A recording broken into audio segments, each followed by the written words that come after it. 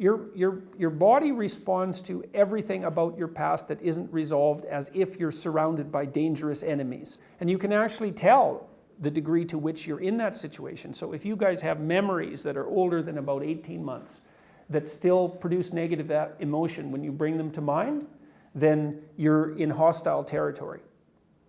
About 18 months is the rule of thumb. So, so something comes into your mind, maybe it's a kind of an obsessive thought. If you think about it, it makes you unhappy, maybe it makes you cry. It means there's something there.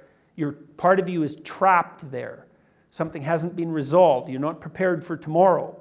Because what your brain thinks is, look, this bad thing happened to you. Do you know why?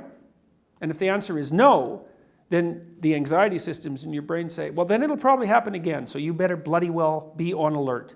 And if you have like 20 of those things, then you're on alert for 20 reasons. And being on alert isn't good, because what happens, like when an animal is confronted by a predator, it freezes, but its heart rate goes up, way up. And the reason for that is that if it decides to not freeze, it needs to get the hell out of there as fast as it possibly can. And it's life or death. And so it'll crank up its physiological,